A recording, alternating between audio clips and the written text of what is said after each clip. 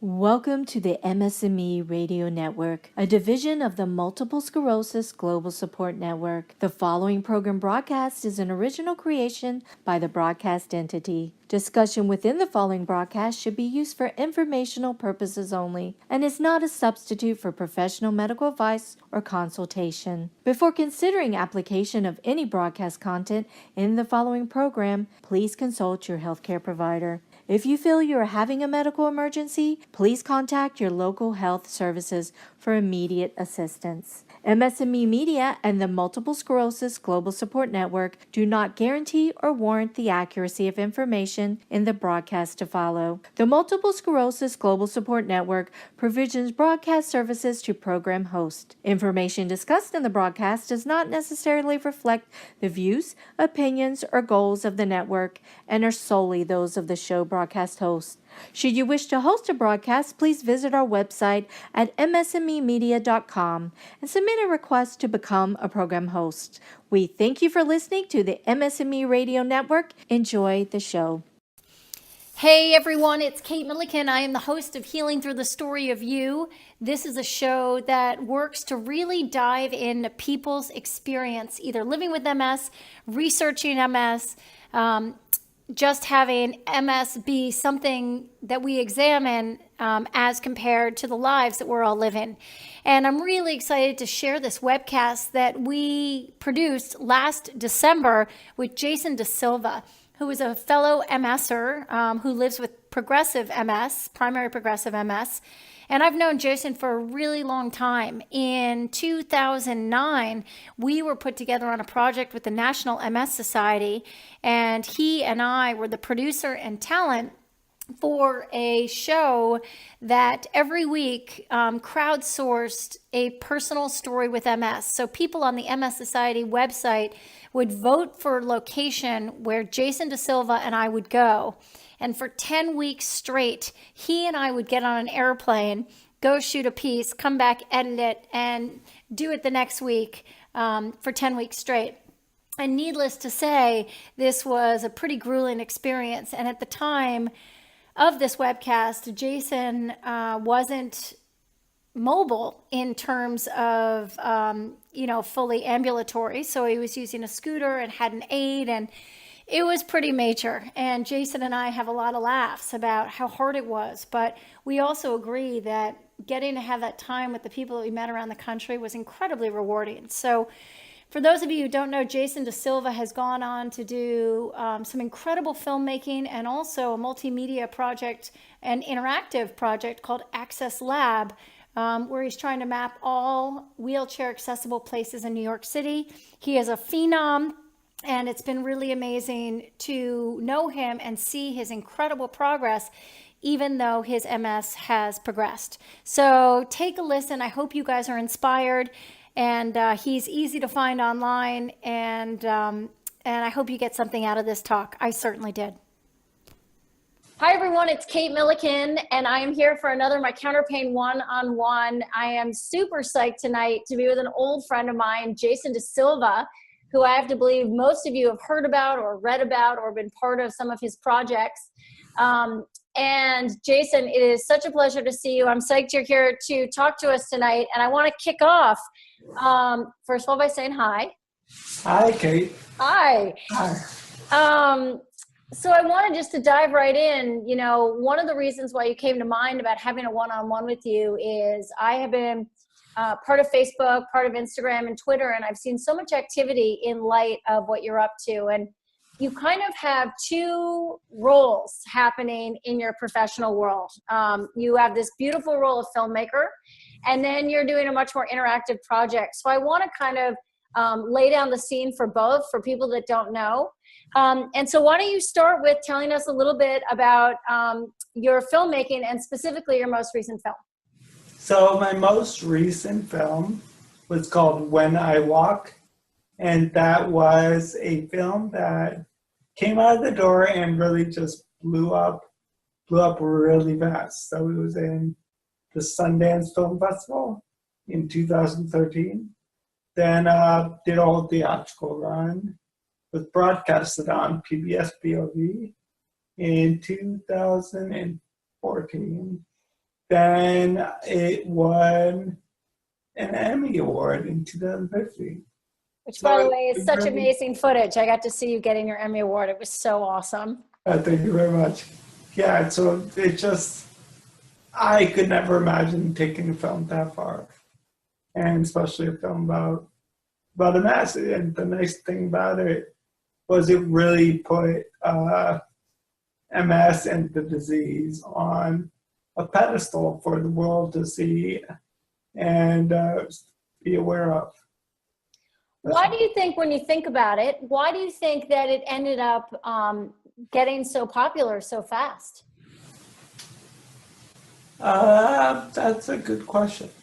I have an idea. I think that it is, so it's a combination of my directing style. I think that I had been working on it for 7 to 8 years, so I really put a lot of effort into it, gave it a lot of humor, a lot of things that you wouldn't typically think of when you think of a film about MS.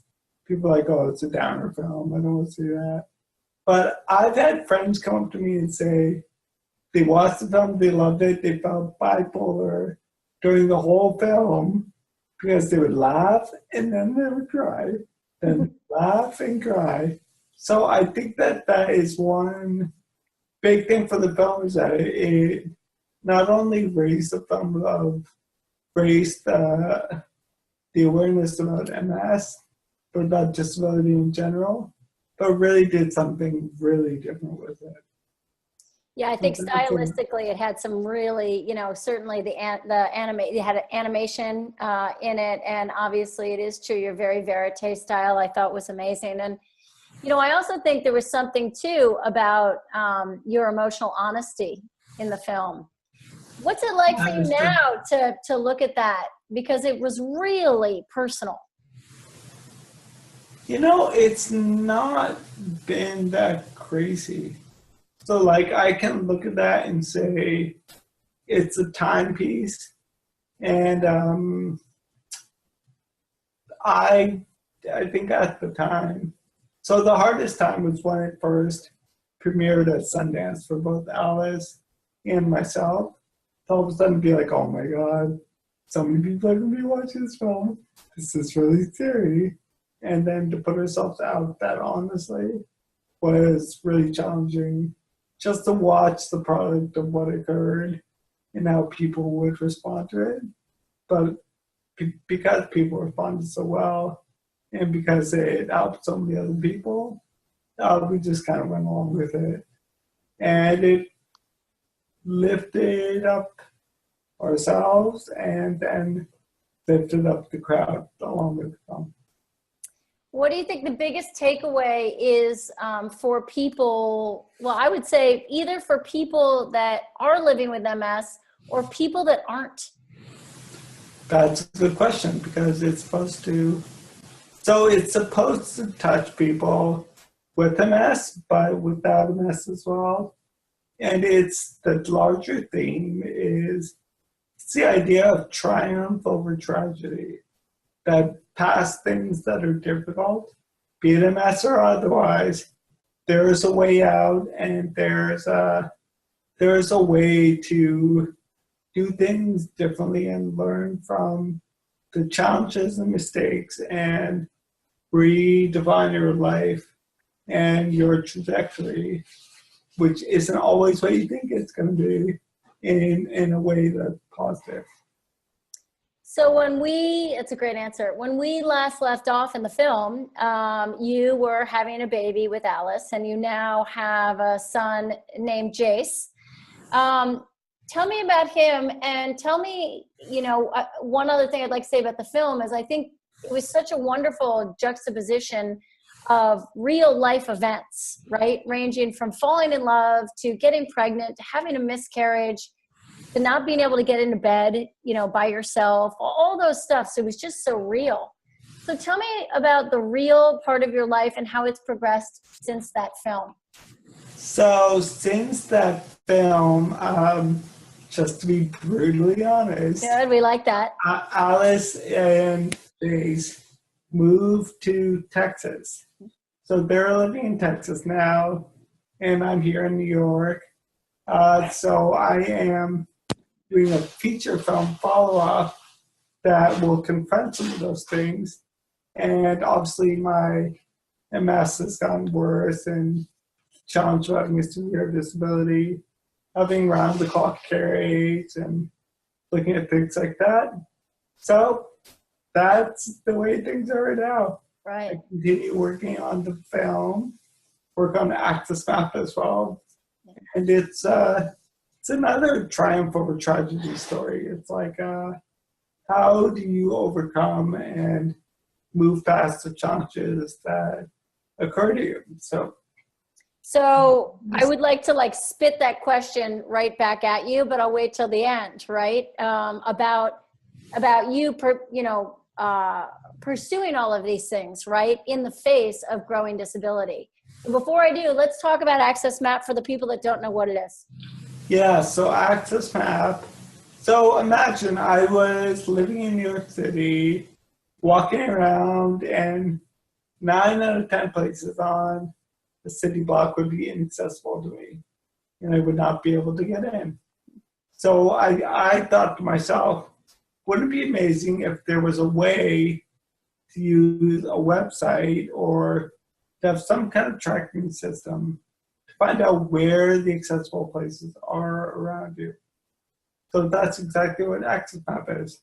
So it's spelled AXSMAP.com, and it's a website that's devoted to finding all the disability-friendly places and accessible places around you. It's for people with MS and any disability. It's for people that need accessibility, for moms and dads with strollers. It really is something that just touches everyone's lives because if it doesn't affect them, they can go up and down stairs. 1 out of 6 people have a disability. So there's a very good chance that somebody they know or love has a disability, and they'll be able to use it. And talk about the collaborative nature of the project, which I think is totally kick-ass. How are you getting the information? Yeah, so it is crowdsourced. Well, we've been doing something called data mining as well, which allows us to get a lot more reviews in there. But crowdsourcing means that people are all around are using the app and finding all the places that are accessible and putting it into the map. So it's on that, it's subjective, right? So there's no one way to view accessibility. So imagine I'm in a wheelchair, but imagine I'm in a cane, using a cane. We may rate someplace differently, but both ratings will show up on the map, and it would take an average of those ratings. Wow, that's awesome.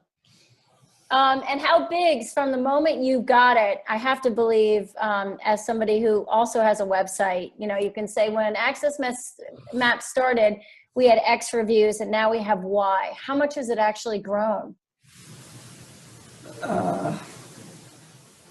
When we first started, we had maybe, like in the first year, we had 3,000 reviews, I would say. It's a pretty good number. Totally. Now we have 120,000 reviews. That's awesome. So it's blown up. Plus, we are working with 2 other groups on an initiative called Accessibility Cloud. So there's a group in Germany called WheelMap. There's a group in France called Jixat, and hopefully other people will join us.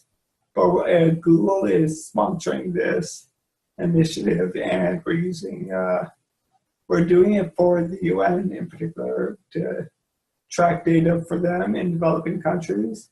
But we're trying to find all the places that are fully accessible all around the world. So it's a big job, and now it's gone that much bigger. What doors, I mean, literally and figuratively, have opened as a result of this project for you, Jason? That's a good question, Kate. I mean, I would say not just funding sources. So a lot of doors for working with foundations, corporations, things like that have opened up. But it's also taught me a brand new skill set. So how to, I'm a filmmaker by trade. But now I know how to work with, I don't know all the computer programming that I could know, but I know how to talk to developers, how to talk with programmers, and to make it happen. And that comes with a lot of trial and error. Oh man, So Access Path failed. So Access Path failed, 3 times before it really got started. We're in the middle of doing something called refactoring, which takes the whole website, then redoes it from the inside. So while people are using it, they don't even know that this is occurring, but this is happening right now. We're kind of like rebuilding it from the inside out. Yeah, that's great, because you have to, because it has to scale, or you want it to be more sophisticated, right? Yeah. And technology shifts and change. Yeah. That's why. Wow. So for you, one of the things, again, is I had wanted to speak with you of being so impressed, ranging from the kind of achievement to Sundance, to being in the White House, right? For a technology forum. You want to tell everyone about that? Yeah, so at the White House was last year, actually, during the Obama administration. Summer of last year, they invited me to give a talk. So talk about accessibility, talk about disability and the arts. That was a big thing. So there was a play that was around called Spring Awakening. So the cast was there. There were 3 other people that were also doing disability arts. And we also just had a great conversation. But it was at the White House. It was really nice. I've never been there before. Well, hey, you know what? I mean, I'm very impressed that you can now say you have. That is a serious bucket list item. I'm just throwing that out there. You know what I mean? So in the world of, as you said, accessibility, disability, and art, these are all 3 subjects that, are kind of themes of your life right now. Where have you found the biggest insight? And I think, I think about a lot of people who watch you from afar and recognize that your disability is progressing and that you have this incredible, positive correlation, right? It's like the more your disability is continuing to progress and your success is getting bigger at the same time. So what's that been like for you?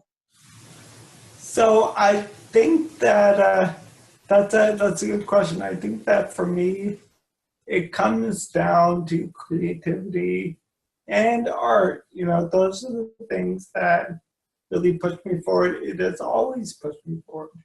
So making art, being creative, those are the things that drive those other causes. So disability, accessibility, the things that I'm more of like an activist about, they all get driven by my creative work and my art making. Yeah, I think about it also in the sense of thinking about the general feeling of purpose, right? Because I feel like I can speak from my own experience of having my website and feeling like I really am intent on getting people to kind of tell the story of them and heal each other through their own personal moments. Right. I feel like you can relate to that in the, how driven you are to procure these 2 kind of themes in your life. That's right. I think it's really important, not just, so for myself, it's like self-therapy, but to watch it helping others is like really nice and like infectious, I want to keep doing what I do because it not only helps me, but it helps others with their lives. Do you feel in light of all the work that you've done, one could look at you, a cautious, conservative person, and say, Jason, you're really worrying me in terms of the way that you're working so hard. You're making your MS worse. How do you respond to that? I know I've got that before, and I don't really agree with it. I think my MS will do its course. I try and take care of myself as much as possible. I do have so I have primary progressive MS, which means there's no treatment or cure. So I rely on things like just find ways to make myself better through like nutrition or the herbs or vitamins, things like that, or just basically assistive devices, things like that, and the help of care aides as well. I think that's like a very important thing, and just to feel on top of everything, feel good about yourself, and feel on top of everything. That would be my response to those people. Like I've been dealt a shitty card, but I'm trying to make the most with what I've been dealt with. Well, certainly the whole idea, I mean, on some level, thinking about these, your subject topic for your incredible film, for your Access Map, they came out of your MS, and on some ways that's bittersweet. You wouldn't wish it on yourself again, but, right? But it has opened up this incredible life for you. Yeah, of course. It is not the life that I thought that I would have. I didn't think that I would have MS. I didn't think that all these things would happen. But at the same time, it has happened. And it's opened a lot of really amazing doors for me. What would you say for the people that are watching tonight, and I hope that there are a ton of them that have primary progressive MS who are debilitated, right, watching you, what would be kind of any type of advice that you would give them in light of what you've learned from your experience? It's so basic. I would say keep on and stay strong. Like, comes down to that. Like, look to see what's out there. I know that there's a new medication that's coming out this year for primary progressive, which is the first time that's being offered. It's going to be later this year. So be on top of the newest medications, things like that. But really feel strong inside. That's the biggest thing. And know that things are looking up and things always change. And just because you are dealing with this today doesn't mean that you'll be dealing with it tomorrow. And if you are, just make the most of it, I would say. Awesome. Well, I feel like you and me have known each other for a decade now, which is a little surreal. Like, I keep looking around being like, wait, now I'm really an adult. That's crazy. Right? I remember when you were pregnant with your kid. Yeah. And that was when we were doing Weekend Moving. That's right. 2010, which, by the way, you and me with the National MS Society, we went out, and just to tell everybody that we were put on this crazy schedule where we flew 10 weeks in a row, each week to a different place. And it was so unbelievably grueling. It was crazy, but it was awesome. It was awesome. It was really cool. And I feel, that experience for me, getting to spend time with people living with MS was really influential. And I think the whole idea of emotional honesty just carries such healing power. Yeah, I think so too. Yeah. So totally agree with that. Yeah. You and me will keep using our respective mediums to work on it. But listen, Jason, I think what you're doing is amazing. It's so powerful, and I'm so thrilled to touch base with you in this time. I'm looking forward to continuing to update everybody on you, and we'll be looking out for your new film, and everybody needs to check out Access Map, which is AXSMAP.com. That's right. Okay, good. Thank you for having me on the show. To share a moment about your fear of the unknown or another moment in your MS journey, please visit mycounterpain.com. See you on the inside.